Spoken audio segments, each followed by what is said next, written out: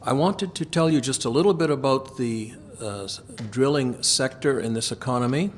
I know the session is on, whatever it is, diesel mechanics or heavy mechanics, but we were asked to come and talk about an area where mechanics do find work, but more particularly where drillers work. And James will tell you that a driller in many times ends up being a mechanic as well as the operator of the drill and a number of other things. In surface rock drilling in Manitoba and northwestern Ontario today, there are at least 100 jobs vacant. In Manitoba, there are about 70 drills, and I don't know exactly how many are sitting idle because there aren't drillers, but a very good number of them, possibly 30, are not operating. A driller in Manitoba and in northwestern Ontario can earn anywhere from about $35,000 to $120,000 a year, depending on their level of experience and the kind of hours they work.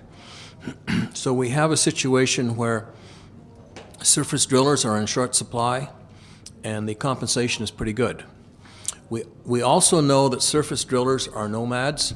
They will move from one job to another, and they tend to settle in a location when they're tired of living somewhere in a remote area.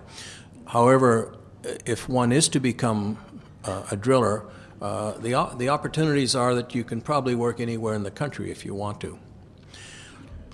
What we want to do today is have both my colleagues here are drillers. They're both production drillers, and they're the two best drillers in Agassiz Drilling 2000 Ltd. Brock is the third generation driller in his family. His grandfather started it about 60 years ago. James has been drilling all over northern Canada and came home here and is now working with Agassiz.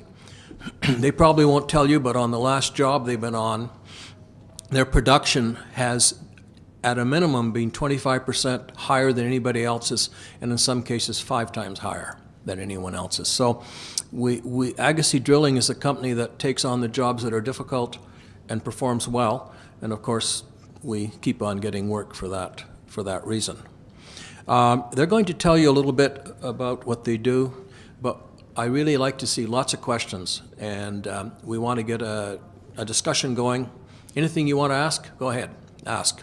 What I'm going to do is take these 2 drill bits around, and I'll just start with each at the front, and you can just pass them back. And the reason I want to do that is I want you to get a feel of what this heavy equipment is like, and these are just the bits that go on the end.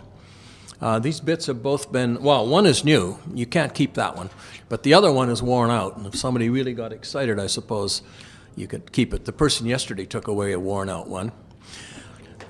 These bits will last about a day in granite, and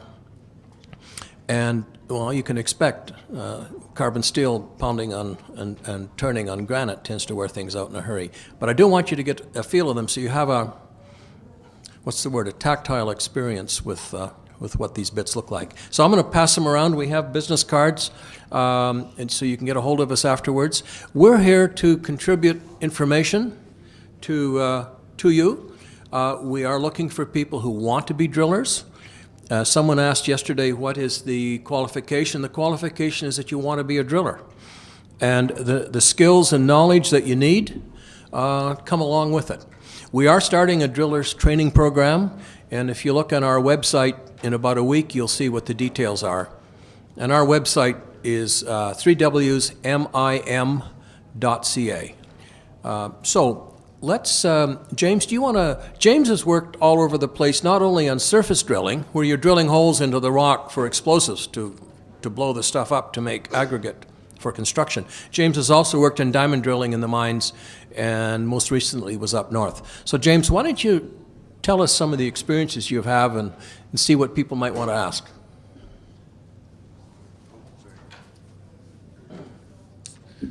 Hello, I'm James Stoller, and thanks for the introduction. And yeah, so I've been drilling for about 5 years now. Well, I guess I started when I was 16 on a water well drill, you know, and just helping out. Needed a big guy to pick steel up and throw it on.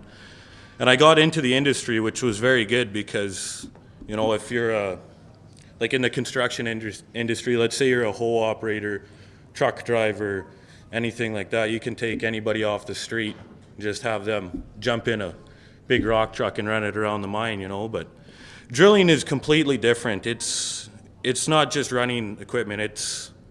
It's an art form, to be honest, because if you get a guy that doesn't know what he's doing, you're sticking steel, costing money, and doing all that stuff. So, but yeah, I've worked up in the territories. I think it was 800 kilometers north of Yellowknife, so pretty far north. I worked in BC for 2 years. Been in Alberta, Saskatchewan, Manitoba. I was up in Churchill. That was pretty cool. You get to see a bunch of polar bears up there, and yeah, you get to travel. You even have opportunities to go overseas. Like I had an opportunity to go to Greenland, but I turned it down. But yeah, you can travel everywhere. You can do pretty much. You get to go all over the place, and it's a very cool industry. You know, if you like working hard, if you don't mind getting dirty and stuff, it's a really good industry to get into. And like Les was saying, just because you're the driller doesn't mean that all you do is you sit there and pull levers like a monkey. You know, sometimes you gotta be the mechanic. You gotta be able to fix stuff, and it's like I said, it's a very good industry to get into. And because since I am a driller, I haven't been out of work in 5 years. You know, I've got buddies that work on crushers and run hoe and stuff like that, and been out of work for 5-6 months at a time. When you're drilling, you're always looking for drillers. Everybody always needs a good operator. So if you get into it early enough, you'll be able to have work for a long time. You know, like I've got my old man's actually a driller too, and he started when he was 16, and I don't think he's had more than 3 weeks off since then, and he's 55 now. So make a lot of money, and like I said, you get to travel, and if you get tired of that, you know, you can always try to settle down in somewhere like I've done now. I know I'm only 22, and it's only been 5 years, but it's nice being home now. But you know, when you're young and crazy and get to do whatever you want. So, but does anybody have any questions about the drilling or anything? Go ahead. What's the risk, hazard, and downs of drilling? It depends what kind of drill you're on, to be honest. Like when I was running those diamond drills, you have everything out in the open, and those were quite a bit more dangerous than these new ones because you're sitting in a cab and your steel's, I don't know, I guess 17 feet away from you. But it's pinch points, you know, tripping hazards, just like any other job. But it's nowadays it's pretty safe. You have to be not paying attention at all to get hurt. So, anybody else? Nothing. I know. Yeah. How big are the drill rigs that you guys work on? The ones we run now, they have 14-foot steel on them. They're about, I guess, 220, 300 pounds a piece. They're pretty heavy as steel. Yeah. But then when I was in BC, I was running drills with 32-meter derricks on them, and those were single passes with steel that were about that big. So if you like running big, heavy equipment, it's like I said, and with drilling, you're always working. Like I said, last year I was only home 5 days. You know, if you don't mind doing that, you get to bring home a little bit of change. So,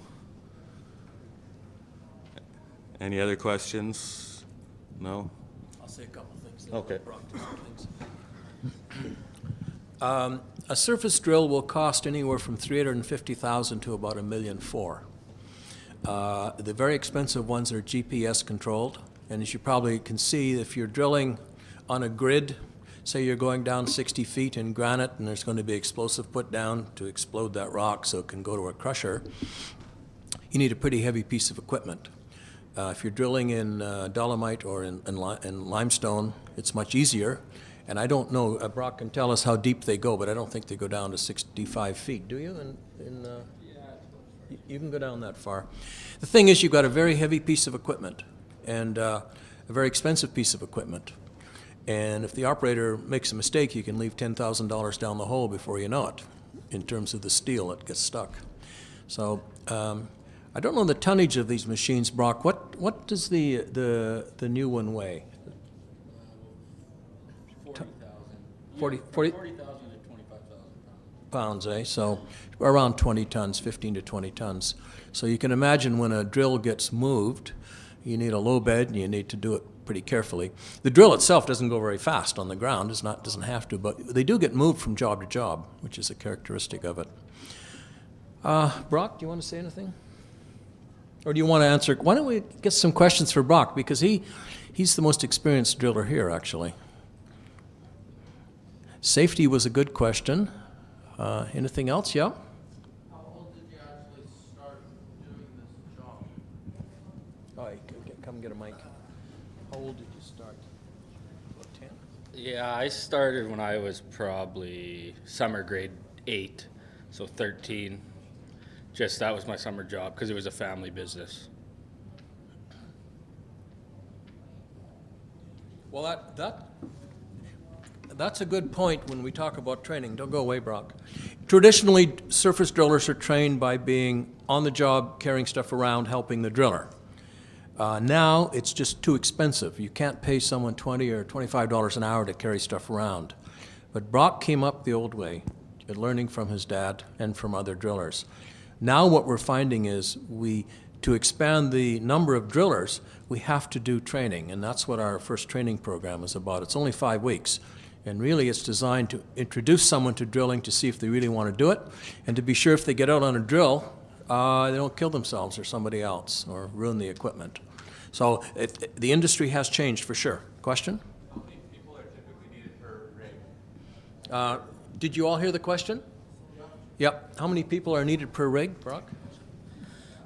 It all depends. With these new rigs, you can get away with one guy, and there are some, if you got stand-beside rigs, you need 2 guys.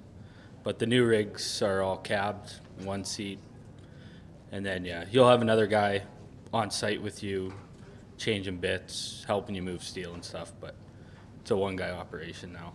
What about laying out the grids? Laying out the grids, these new drills, some come on satellites and they lay it out for you.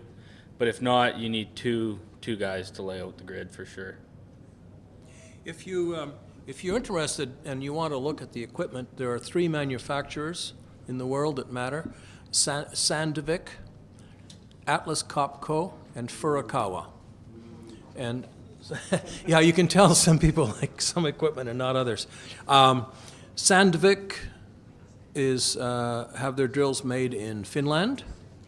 Atlas Copco have their drills made in Sweden, although both companies are owned by Swedish people. And Furukawa is a Japanese company who makes some of their equipment in Japan and some in the United States. I think the experience of these drillers and of Agassiz Drilling is that Sandvik is probably the best equipment. Would that be true? Yeah. Sandvik is good because of the metallurgy, and they go back, if you look at their website, their metallurgy goes back to the 1860s.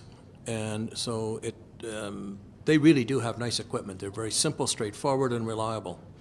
But have a look at the websites, because until you see a drill, I mean, you can go up to the Stonewall quarries and look at one, but until you see a drill, a person doesn't really realize how big it is and what it's all about, what it feels like. More questions? What is scheduling like? Scheduling, what are the hours like? What are the hours like? Is it range? Is it always a permanent set schedule? Or Go ahead, 7 on, Brock. 5 off? That's a good question. Yeah, the scheduling can all depend. If you're working in town, like here in Winnipeg, you'd be mostly in Stonewall, and that's a 6 to 6, Monday to Friday. But you can take jobs Western Canada, up north, anywhere, that you will go like 3 weeks in, week off, 12-hour days. And it can, 3 weeks to a week, or some are 2, 10 days, 14 days on, and 3 days off. Point du Bois, though, you did 24 hours. Yeah, and then, there's some shifts that you'll have a cross shift, and the drill will go 24. You'll go 12, and your cross shift will go 12 for anywhere from a week to 60 days straight, probably. 17 weeks. Yeah. In the construction process, if you're building a hydroelectric dam and you need crushed rock, you don't have anything till you have holes in the ground where you can put explosive in to blast that rock. So the pinch point in these construction projects is always the drilling. And until that's done, you can't do anything. So the drillers, in the case of Agassiz, as I said earlier, Agassiz gets called in when there's a problem, back up in production, or somebody wants high production in a hurry. And that's because the guys know what they're doing. You'll find in all of the heavy construction companies in Manitoba have drills. Some have drillers, some are looking. The productivity varies by company. And the reason a construction company will have drillers is that they want the benefit of drilling, and then they want the margin on the blasting and on the crushing and on the hauling. But more and more the industry is splitting so that the specialized drillers get subcontracts from the construction companies. And the reason is that many reasons, but cost of drills and the efficiency of the operator makes a very big difference. It's not just like James said earlier, it's not just like driving a truck somewhere. So what we think is going to happen in the next 10 years is that there will be more and more specialized drillers in the marketplace and more companies that aren't all that large. I mean, Agassiz can put 4 drills out any day, but some companies can put out 50. And that's where the production problems and the efficiencies have arisen. It's very hard to manage 50 drills and 50 drillers on 12-hour shifts. So if you're thinking of work into the future, where I would look is for the smaller companies like an Agassiz that are going to train you and look after you and make sure you get work. Yeah? What are the living conditions when you're out in those remote areas, like as far as accommodations and meals? I think James should talk about that. You've had a lot of that. Yeah. Yeah. Well, it all depends where you are. Like when I was up in Nunavut, I was in a tent for 17 weeks. But you got heated stoves, you got a good sleeping bag. Most of the places you go to, you get good food. Usually the smaller the camp, the better it is. Like when you get into the big, like I worked in Saskatchewan for 2 months last year, and it's a big, huge mine in Rabbit Lake, and the food was just horrible. But for the most part, like since I've been with Agassiz, we were in Pointe de Bois there. They got us a house.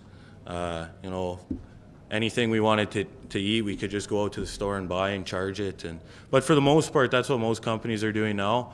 Is they either like Agassiz is really good because they don't give you a live out. Like lots of companies will give you, like, let's say $50 live out a day, and you got to get your hotel and your food for that.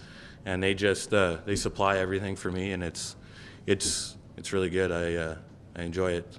But like I said, it all depends where you go. You can go to some camps that are just god awful, but that's more in the exploration side, like in the diamond drilling, like I was saying. Like you can go to some camps that are, you never want to go back. So. I think related to that question, it's very interesting because even 10 years ago, there weren't cabs on many of these drills. They weren't air conditioned and they weren't heated. Today, if you get to a new Sandvik drill, as Agassiz has one, it's more pleasant than sitting in a car. So when you combine that with good food, it's not a bad job. It's quite pleasant. Any more questions? Yes? Can I keep the worn out drill bit? I'm sorry? Can I keep the worn out drill bit? He wants to keep the worn out drill bit. Yeah. Yeah, you can have it. Wherever it is, it's right here. Thanks. You're welcome. I should have said drilling is not gender specific. I think that as in Russia and a number of other countries, there will be more and more women becoming surface drillers. And the reasons are pretty clear, that they're good jobs. They're, they pay well. When the GPS drills become more popular, the driller will become more of a computer operator. So this idea that you have to be able to bench press 400 pounds really doesn't count. And so I think we're going to see pretty much a gender balance in the next decade in terms of drillers. And I'm looking at the women in the audience too, so that you're not getting discouraged. We're going to take 5 trainees into our first program. And we're not discriminating against anybody. What we're looking for are those that really want to learn to be drillers. More questions?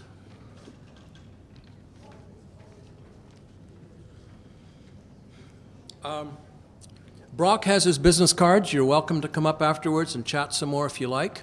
I don't know how we're doing for time. Are we we're okay? So we can have more questions or whatever you like. I got one more. You got another one? Yeah, with the 5-week training program. Yes. Is there a price on it? Is there a prize? Yeah, is there a fee to get into it? And, Yes. okay. Yes, it's $20,000. And Wow. that fee is exactly what was charged by the East Side Authority when they built the floodway for training heavy equipment operators. It's a 12-hour-a-day program, and we cover not only drilling, we also cover nutrition, fitness, computer operations, safety, and maintenance. We have 7 other programs designed to specialize in these areas. The last thing you want is a driller out on a $800,000 drill that hasn't had breakfast. His blood sugar has gone crazy, and they're drilling sideways or something. I mean, to be a good driller, you have to be an all-round good person in many ways. But that's the charge. What kind of funding is available to pay for such a rate? I guess that's quite a hit for 5 weeks. Yeah, it's probably too much for an individual. I think the employers are going to pay, and I think some of the government training programs will. It's a question of who feels they have an interest. You know, if you've got $5 million in drills sitting not being used, you either sell the drills or you train drillers. And the difficulty for the companies is that drillers are so nomadic, they move around. But I think that the finance of it will probably be from more than one source. I don't know that I would suggest that an individual driller pay for it all themselves. What we want to see is that somebody who wants to be a driller gets themselves a job as a driller, but they have to do the training first, and then the employer can provide the money. I'm not sure about government money. The federal government has announced new money, but we haven't seen any of it. But we know in Manitoba for the road up the east side of Lake Winnipeg, there certainly is training money available. You know, and if you're looking at a very big construction company, you know, $20,000 to train drillers is a few lunches. I mean, it's really not a big deal. We're only taking 5 people per course. It's one-on-one instruction. And we don't want anyone to come out of that program being a hazard. We want them to come out being ready to get on a drill with somebody. Mm-hmm. Is that an apprenticeship trade? I'm sorry? Can that be hooked up with apprenticeship Manitoba? Well, we tried to stay away from government because it takes so long to get things done. And I was saying to our host, I used to be a senior public servant. It could be. We are talking to South Winnipeg Technical College about the Millwright program, and we want to see if we can get a portion of that in. But we're going to try and stay away from formal approvals if we can, because it just takes too long. And then someone will try and tell us, well, you ought to do this and not that. And we're talking about real drillers out on the job, and we know what the drillers need out there. So we're just being a little careful. And I'm not sure what advantage it would give. If you're a blaster in Manitoba, you have to get your ticket, for sure. That's the other side of this. If you're a blaster in Ontario, you don't need a ticket. But here you do, and it's a very good program that the government runs. So we're not opposed to government. We just don't want, you know, we don't want there to be barriers stuck in, because we're pretty focused on what we think, well, it's what we know is needed to keep people safe on the job. I mean, Brock's father, Bill, learned the same way, and he doesn't want anyone out there that's going to be a menace. So I don't know, if I sound anti-government, I don't mean to, but we're about getting things done and getting them done properly. If Apprenticeship Manitoba wants to participate, they're very welcome, but they're not going to be approving the curriculum. Our institute will issue certificates to anybody that wants them. If you don't want them, that's okay. The certificate is of value to those who think it has value. The real value in this is what you learn about being a driller. That's the real value. So a piece of paper probably doesn't do much. Good question, though. Thank you. Yep. How much would one of these drills weigh? You mean the bit? Yeah. What do you think, James or Brock? 5 kilos?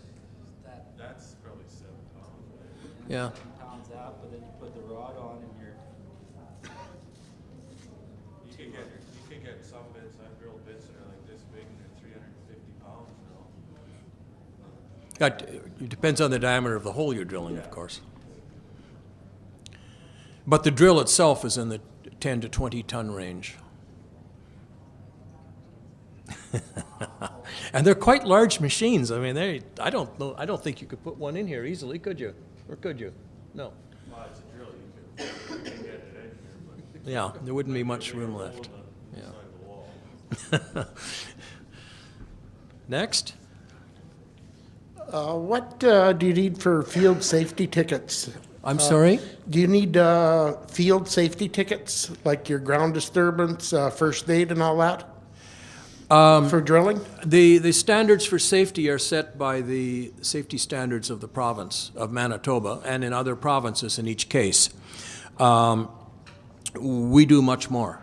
And if you've got two drillers out at Pointe du Bois and there's nobody else around, they better know about first aid. So we exceed all the safety standards. And the safety standards are okay. Right. But they have to be modified and increased for this particular thing. And that's what we're doing in this training program. In fact, we're now proposing some research to the Manitoba government to actually establish what these ought to be. Right. Does that answer your question? Yeah. Do you ever encounter any H2S when you're drilling? Any what? H2S? No. Or you don't go that far? I've done that with diamond drilling. We used to have BOPs and everything. Right. But never with surface drilling because they're only going 25 to 60 Right. feet, right? But yeah, no, I've encountered. It's not fun. No, I work in Alberta, so Okay. I just. But what you do encounter is this. Every hole is different because the geology is different. Right. So you can't have a sleeping driller up there, or you might hit a seam and, Why and is you're he over here. Never. Well, good, thanks. Okay, thanks.